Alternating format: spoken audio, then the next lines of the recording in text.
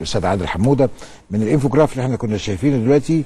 حادث في مصر يوم 18/6 في نفس اليوم في البحرين، 23/6 في السعوديه، 4/7 في السعوديه، 4/7 في مصر، 5/7 في مصر. هل في ارتباط بين هذه العمليات وما يحدث مع قطر من مقاطعه في الفتره الاخيره؟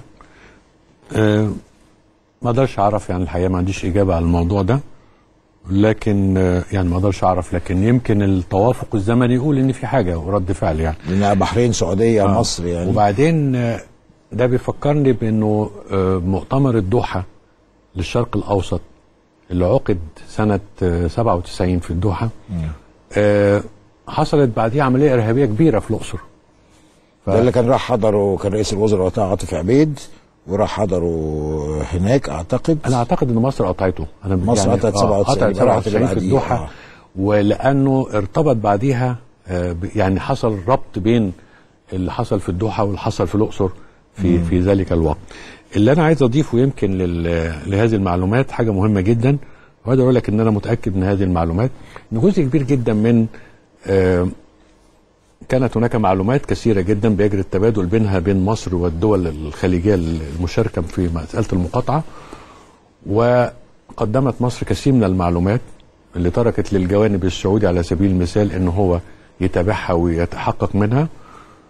ومؤخرا في ما يمكن وصفه بالقرارات الأخيرة الصادمة أو الكوارث الأخيرة الصادمة أو الخيانات الأخيرة الصادمة اللي جرت بين قطر للسعودية. هم حاجتين بشكل واضح جدا: تأليب الجماعات الشيعية في المنطقة الشرقية، وده اعتراف سعودي. 2، شاركت قطر في التحالف من أجل إعادة الشرعية في اليمن.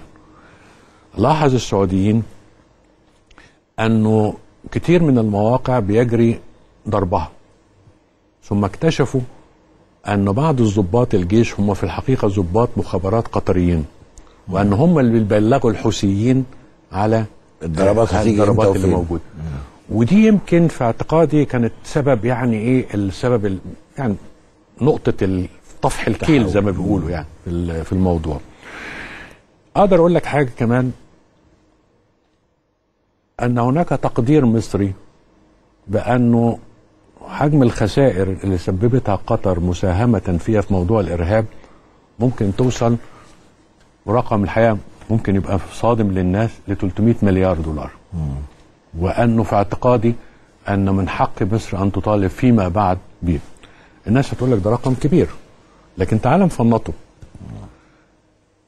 عدد الشهداء من المدنيين ومن الشرطة وما يجري في دعمهم، سيبك من يعني مش بس قيمتهم كبشر، ولكن أيضا مساندتهم ومساندة أسراتهم والتعويضات المستمرة والمتتالية، واللي مصر في الحقيقة لا تبخل بيها. يعني بتديهم تعليم لأولادهم، بتديهم معونات شهرية، كانت في تعويضات كثيرة جدا، وهي تعويضات على فكرة يمكن أن تكون ضاغطة على الموازنة العامة. أدي واحد.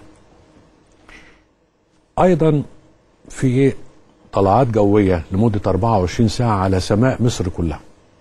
هذه الطلعات حضرتك تعلم تماما أنه عند عدد معين، بعد عدد معين من طلعات الطيران يجب تغيير قطع غيار. هذه القطع الغيار يدفع فيها بالعملة الصعبة. أيضا العمليات العسكرية في شمال سيناء بالصواريخ اللي بتطلق، بالآليات اللي بيجري استخدامها، أنت قدام حرب مكلفة بالفعل. أيضا عمليات الضرب الصواريخ اللي جرت في ليبيا وعلى الحدود وبتاع. إذا أنا عندي تكلفة حرب، لا وعندي منشآت دمرت، عندي مديريات أمن، وعندي غيره حاجات كتير تم تدميرها. إذا الرقم مواش يبدو لك كبير.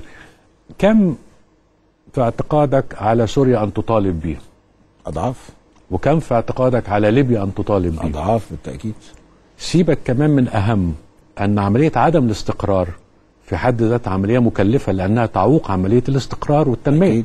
يعني عملية الاستقرار عندما تكون الحكومات موجهة كل طاقتها للاستقرار، إذا أنا عندي أزمة في أنه بشكل أو بآخر هناك تعطيل أو تأخير شوية في عمليات التنمية، لأنه هذه الحرب مكلفة. لا، ده تنمية المنطقة بالكامل، يعني المنطقة بالكامل تعرضت للضغوط، يعني بما